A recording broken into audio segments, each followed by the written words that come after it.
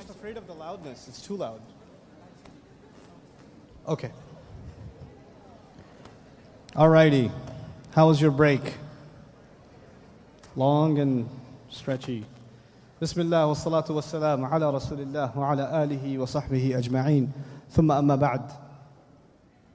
What was the last thing we talked about? Ar-Rahman, Ar-Rahim. Let's move further. I'm going to give you a silly example from my career. Where did I used to do? What did I used to teach? What did I tell you? Elementary school? You know, in the school that I started working at, I was the youngest teacher. All the other teachers were aunties, and they were a lot older than me. And they were very tough with the kids. They walked in, and the children, they put the fear of God in them. Okay? Now, I'm kind of a goofy person, so when I got my job as a teacher, I went in the first day of class, and I'm telling jokes, and I'm showing them like crazy tricks, like I'm sticking things in one ear and pulling them out of the other ear, and like I'm doing all kinds of silly things and telling them stories and all this stuff. The first day of class, I still remember, when I was leaving class, everybody was like, "No, don't go." And that's not because they loved me, because the auntie was coming. That's the more the reason. But still, they like really enjoyed being in my class because I was joking around with them a lot. Right? And I was like, why are these teachers so uptight? Why do they make it so hard for these kids to have a good time in class? You know, why can't they just be friends with them? And all the other experienced teachers, they said, "So what'd you do in class today?" So I said, "We had so much fun. We laughed, we played, did you teach anything?" No, we can do that a little later. I want to, be friends with them first." And they all said, "You'll find out." They just kind of that evil laugh. And I was like, yeah, no, it's never going to happen. So a couple of days go by, I'll go into the class, and I'm starting to teach the class, and nobody wants to sit down in their chair. "Tell us a story. Do that thing with your ear." And they're fighting with each other, and one guy's like taking the other guy's pencil, and they're drawing things. And I still remember one kid was on the back wall writing his name. And he was looking straight at me.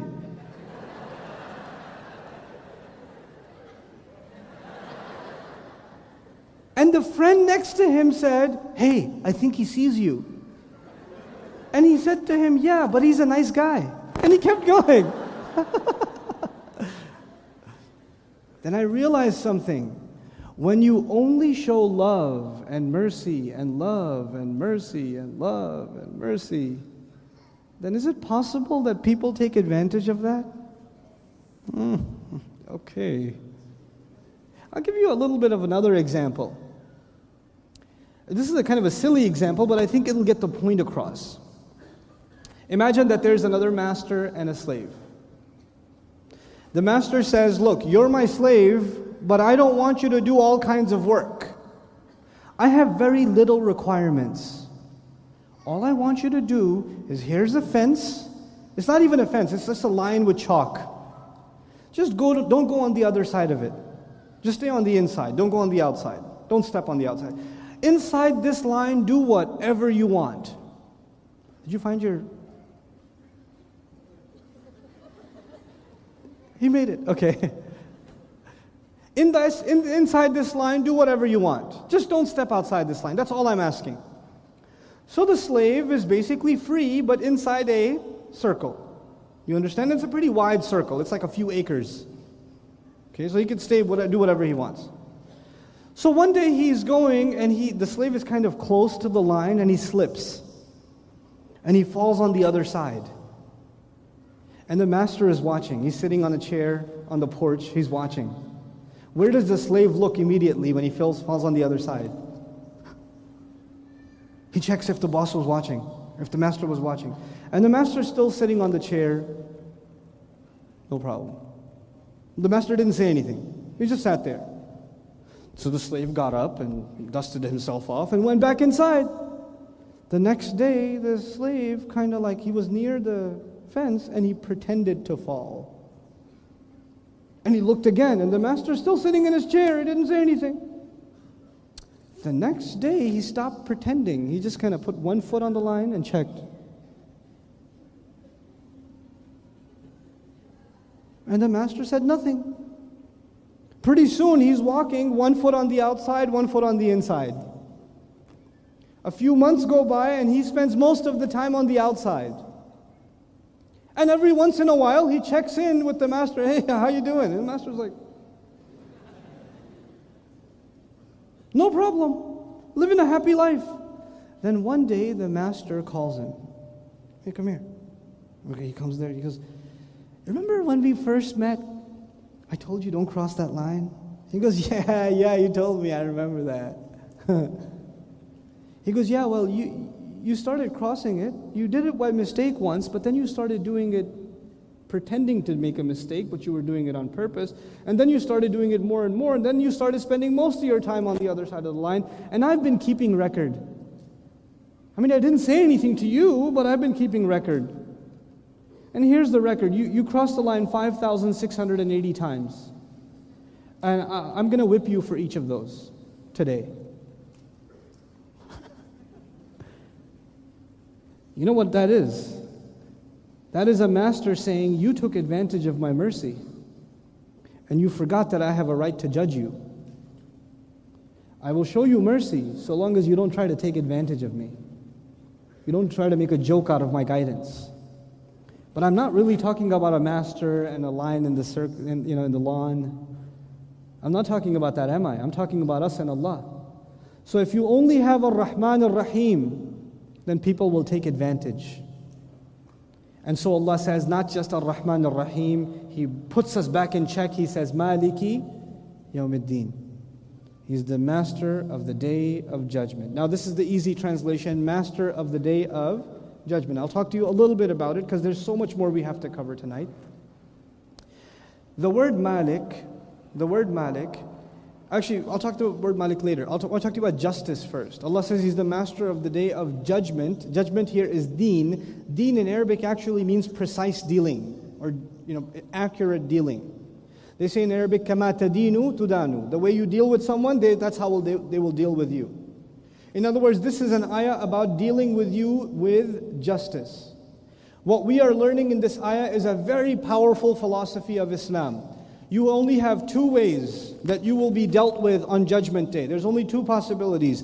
Either you will get Allah's love and mercy, or you would get Allah's justice.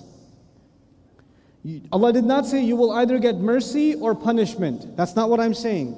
Allah did not say either you will get mercy and love or anger. That's not what I'm saying. I'm saying you will either get love and mercy on the one hand, and what's the bad option?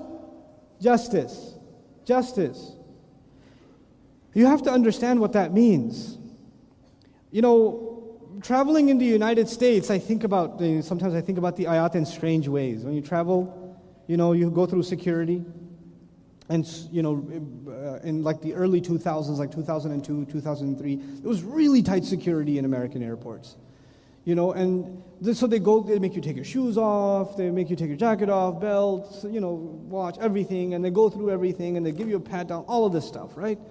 So one day, I'm traveling at the airport, and the security officer looks clearly tired. He's just like, so I go through the little bar thing, I go through it, and he doesn't stop me. He doesn't say, sir, could you step to the side? I'm going to give you a special Muslim treatment. Like, he doesn't do that. I was confused. He didn't stop me and check me extra. So I just did this.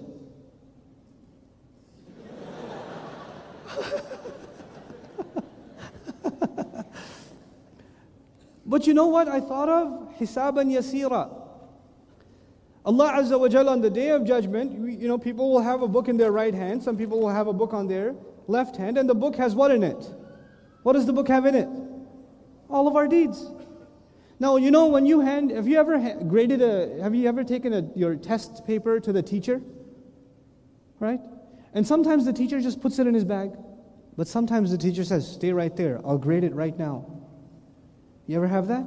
You're standing at the desk, and your teacher's checking your exam. It is the most stressful thing you will ever do in your life. Because as soon as the red pen gets close to the paper, you just start going like, oh.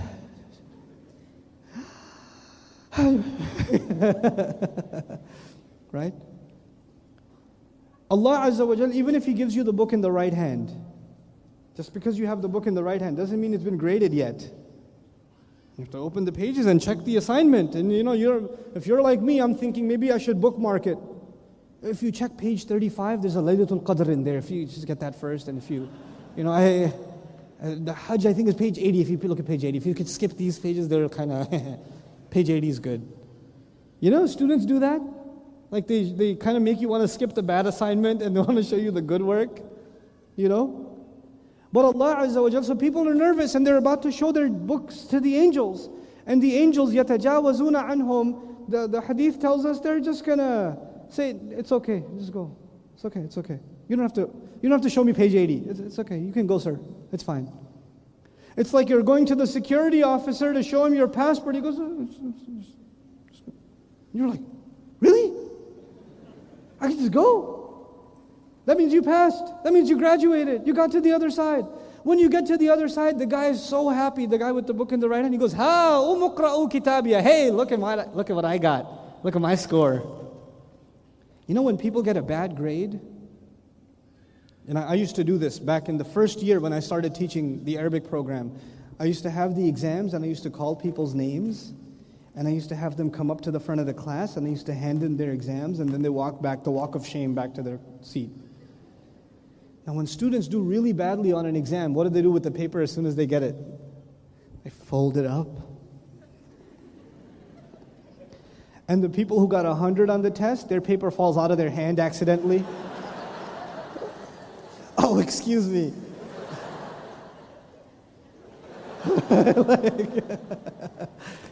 The guy who got through security on Judgment Day says, "Hey, check out my book. إِنِّي ظَنَنْتُ أَنِّي مُلَاقٍ حِسَابِيَ." I knew I was going to get a great score. I knew I was going to meet my reward. Subhanallah. Now the guy on the left hand, the guy's got a book in his left hand, and the Quran describes وَرَاءَ ظَهْرِهِ, behind his back. So you got a bad report card, and you don't even know how bad it is, because it's behind your back. And the guy behind you sees it, he goes, "Oh man." And you're like, what? I can't see it. Now they show their book. And are the angels going to say, no, it's okay, just go? No, they're going to open that book. They're going to go line by line. And the Prophet described, sallallahu alaihi wasallam, إِنَّهُ مَنْ سُئِلَ يَوْمَ الْقِيَامَةِ فَقَدْ هَلَكَ. Someone who got asked even once on Judgment Day is done. If you get asked even once, in other words, if the angel stops you and says, "Sir, excuse me, let me see that book for a second. What is that? What is that on Thursday? Where were you? What is that place? What is this club here? What is that substance you're drinking?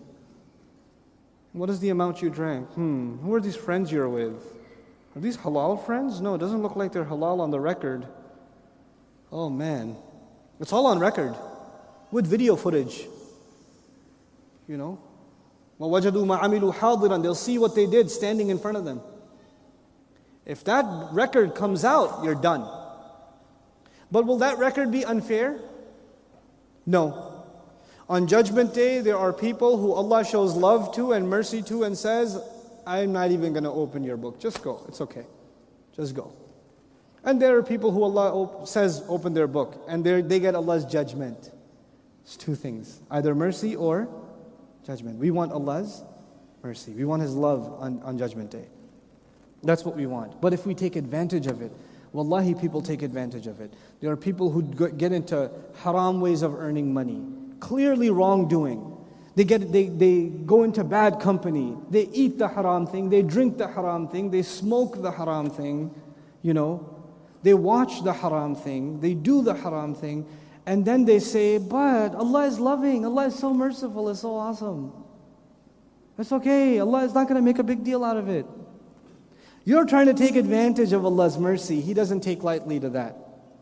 He does not take lightly to that. Allah balanced both things. On the one hand, His love is beyond imagination. It is always going to be there for you. His mercy will always be there for you. And on the other hand, don't you think for 1 second that you will get to just use Allah's love and mercy to take advantage of Him and do whatever you want. Don't you start thinking like that, because that will disqualify you from Allah's mercy.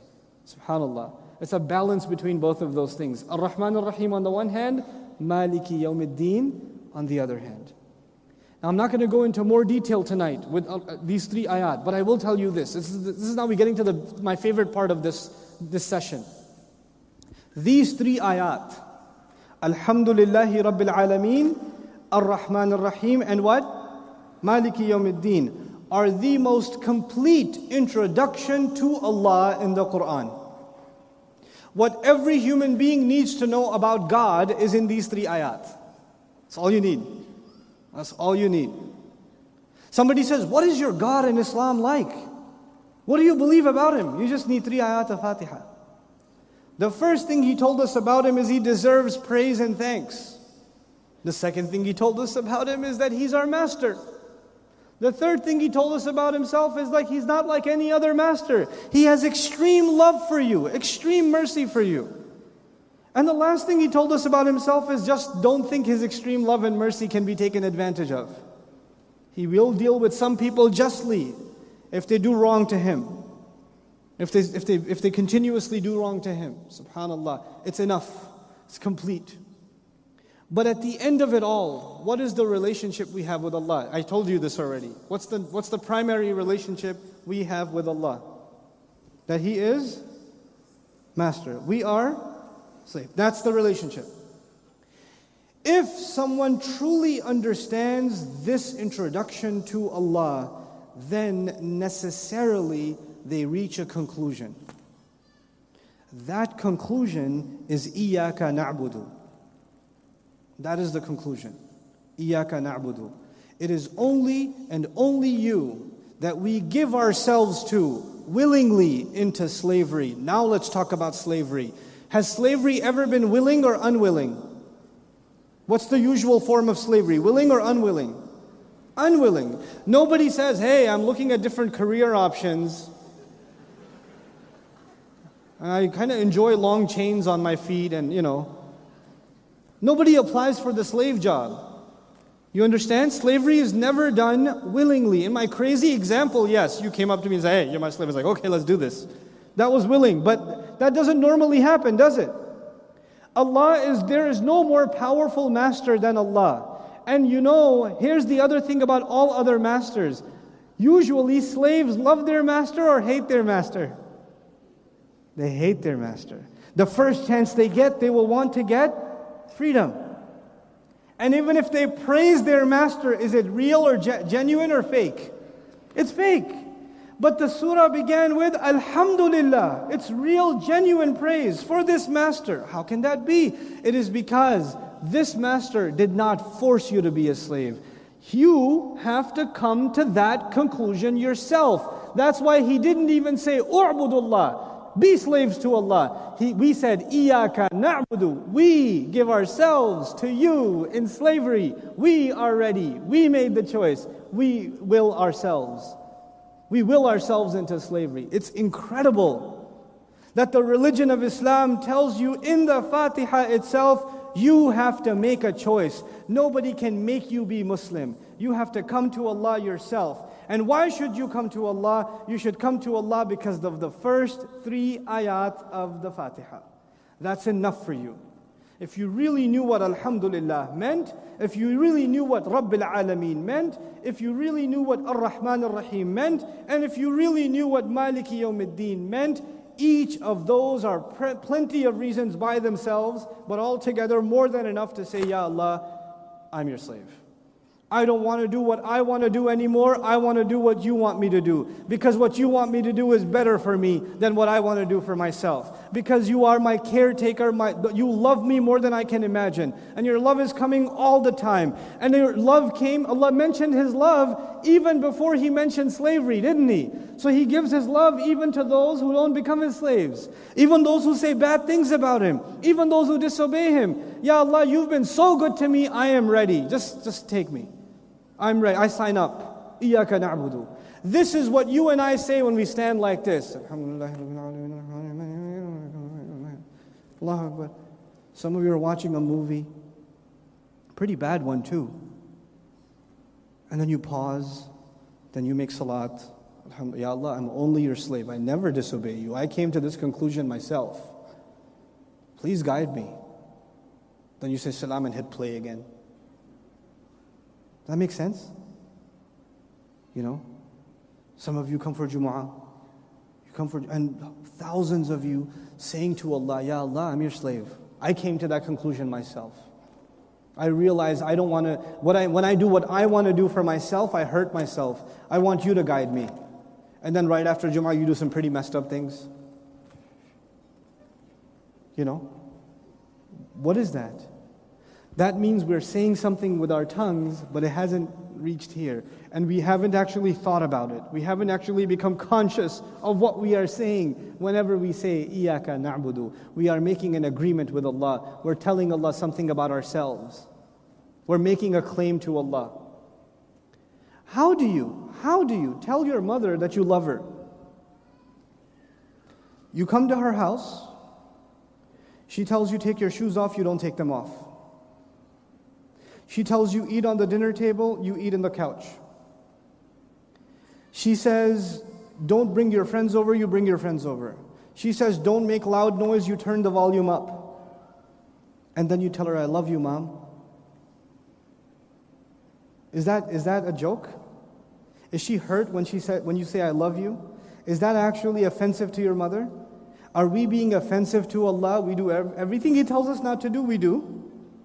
And then we say, Ya Allah, I'm your slave, totally your slave, absolutely, إِيَّاكَ نَعْبُدُ. I'm your slave. Subhanallah. وَإِيَّاكَ نَسْتَعِينَ. And it's only your help that we seek. One of the most beautiful ayat in the Quran, إِيَّاكَ نَسْتَعِينَ. Easy translation, it is only and only your help that we are looking for. It's only and only your help that we're seeking. But what in the world does that mean? My goodness. When we decide that we are going to be Allah's slaves, we have to realize that's not an easy thing. That's a pretty big commitment made to Allah. It's not a small thing. And when you make a big commitment, you need help. So we say to Allah, Ya Allah, I just made a pretty big commitment. I don't think I can do it on my own. Can you help me with that? إِيَّاكَ نَسْتَعِينَ. Please help. I can't do it on my own. That's the first meaning of إِيَّاكَ نَسْتَعِينَ. But one of the most beautiful lessons in إِيَّاكَ نَسْتَعِينَ, in the Arabic language, there are like a dozen words for help. Nasr and musa'ada and madad and aun, and there are tons of them. Allah used aun. Nasta'een comes from the Arabic word aun. It's a very specific kind of help. I want you to understand this help because it will open doors of understanding in your life. It really will. When you say إِيَّاكَ نَسْتَعِينَ, what are you actually saying? You're driving on the road and you have a flat tire. You pull over to the side. Now, what do? You get out of the car and you look for a spare tire in the back. You take it out and you're jacking up the car and you're trying to lift the car so you can put the spare tire on. But you are not strong enough to lift the car the whole way. So when somebody is passing by, you say, hey, can you help me? And they help you. That is called isti'ana. In other words, isti'ana is when you are already trying, you could not finish, then you ask for somebody's help. That's called isti'ana. Isti'ana is not that when you had a flat tire, you sat in the car and somebody passed by and said, hey, I have a flat tire, can you help me? He says, yeah, okay, well, here's the button to pop the trunk. Can you press that for me? And then take it out. I'm gonna sit here, I'm listening to the news right now. That's not nasta'een. That's not isti'ana. Why not? Because isti'ana requires that you are doing work first yourself. And then you couldn't finish and you need somebody else's help. You got that?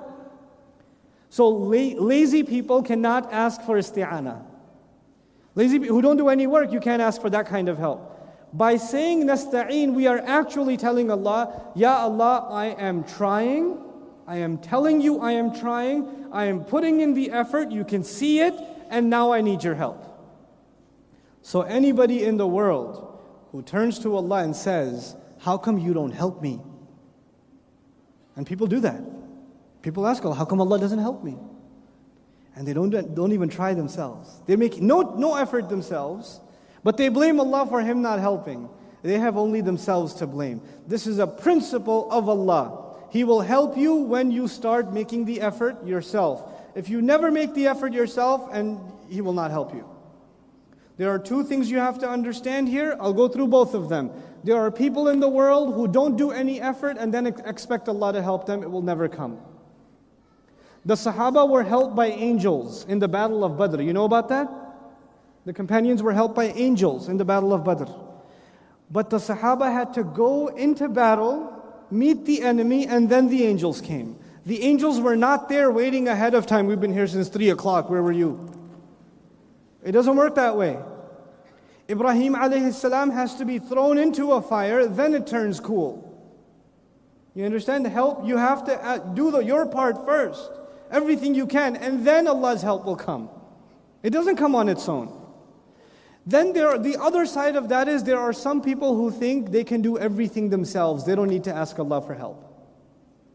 I got my job because I'm very intelligent. I have a successful business because I made some very good decisions. I have a good degree because I'm very smart. And we start thinking we get this because we deserve it, or that we earned it ourselves. The Fatiha is teaching us success even in this life comes from two things. You put the effort yourself, and then you ask Allah for help. Here's the final thing about nasta'een. When you ask someone for help, it's always specific. It's always specific. If I'm hanging off a cliff, help, and somebody walks by and hands me a water bottle, the help I was asking for was, pick me up. It's specific. I'm not just asking for any kind of help. I need this kind of help. You understand? When your pen runs out of ink and you say, excuse me, could you help me here? And you're asking for their pen. So if they hand you a cookie, that's not the help you were looking for. Help is always specific. Is that clear to you? Because it's always specific, you're supposed to say what you need help in. But in the ayah we say, إِيَّاكَ نَسْتَعِينَ. Fima. In what? We need your help, we say. We tell Allah, Ya Allah, we're asking for your help. But you're asking for my help in what? Are you asking for my help in your health? In your family life? Are you asking for my help in your studies? Are you asking for my help in your religion? What are you asking for? When someone is so desperate that they are at a loss of words, that they can't even explain what they need help in, then they just say, help. That's what we say in the Fatiha. Ya Allah, help. Because the things we need help in are so many, we can't even list them. So we just say, إِيَّاكَ نَسْتَعِينَ. Subhanallah. One of the most beautiful insights by Shaykh al-Sha'rawi rahimahullah on إِيَّاكَ نَعْبُدُ وَإِيَّاكَ نَسْتَعِينَ. One of my favorite insights. He said, subhanallah, why did Allah say إِيَّاكَ نَعْبُدُ first? And why did He say إِيَّاكَ نَسْتَعِينَ second? What happens if you reverse them? Why can't you reverse them? إِيَّاكَ نَسْتَعِينُ وَإِيَّاكَ نَعْبُدُ. Why not? He says there are two reasons. Why were we put on this earth? To ask for help or to do worship and slavery to Allah? So our purpose is mentioned first. And what we need to accomplish that purpose is mentioned second. But there's another even more beautiful thing. When we enslave ourselves to Allah, when we worship Allah, it is for Allah. When we ask for help, it is for who? Ourselves. إِيَّاكَ نَعْبُدُ is for Allah, and إِيَّاكَ نَسْتَعِينَ is for ourselves. What you want for Allah should be mentioned first. What you want for yourself should be mentioned second. It's good manners. It's good manners. إِيَّاكَ نَعْبُدُ وَإِيَّاكَ نَسْتَعِينَ. Subhanallah. You guys doing okay? 10 more minutes before the next break? You'll survive? Yeah, I'll give you another 2 minutes. It's okay. I want you to keep paying attention. Short attention span, Ihdina. Guide us. This is beautiful. Beautiful language. The word hidayah in Arabic. Why did we say guide? Because Allah is the master. And you cannot have a master until He gives instructions. And how does that relationship begin? With guidance. And then, since you just said, I am your slave, I need your help. The first kind of help you and I need is, Ya Allah, tell me what to do. Tell me what to do. Now, if you are asking Allah to tell you what to do, that means you are ready to do it. Yes? So when we say Ihdina Sirat al-Mustaqim, we are actually telling Allah, Ya Allah, I am ready to obey you. Just tell me, I'll do it. I need your advice, and when you give me advice, I'll take it. I have friends who ask me for advice all the time, but they never follow it. What do you think about this? What do you think about this? What do you think I should do? What do you think I should do? I've been telling you for 4 years what you should do. You don't do it. I don't want to tell you anymore. There's no point. You and I are asking Allah for advice. Don't ask Him for advice and not do it. At least try to do it. That's the first thing. The second thing that's so beautiful about the word guidance, you know, in Arabic you can say ar-rushd also is guidance. Arshidna, guide us. Ihdina is also guide us. What's the difference though? The word huda in Arabic comes from hadiyya. Hadiyya in Arabic is a gift. When the Arab would get lost in the desert, what's the biggest gift you can give him? Guidance. Water is not good enough. Food is not good enough. Because that means he'll stay alive 2 more hours. He'll survive 1 more day. But in the desert, the biggest gift you need is what? Guidance. That's why they associated survival and guidance together. The ultimate gift would be having the right directions, especially in desert life. We are asking Allah for the ultimate gift. Ihdina. Guide us. And we didn't even say guide me. We said guide us. So it's actually, we're switching. We're going from individual to collective. Everything in the beginning was actually individual in some sense. Hamd is individual. Allah is a master of me individually. Allah's mercy comes to me individually. The judgment day is about an individual. Each individual will be judged. But immediately we switch over to ihdi. Because in this life, if you're going to have a healthy relationship with Allah as an individual, you have to come together as a community to ask. You have to be with other people. You need other people for guidance. You can't do it on your own. That's why it's not ihdini, it is ihdina. It has to be ihdina. And it's not even iya nahdi, which actually would have meant guide only us. That would have been bad. Ya Allah, only guide me, everybody else can go to hell. I don't care about that. Okay. But actually guide all of us.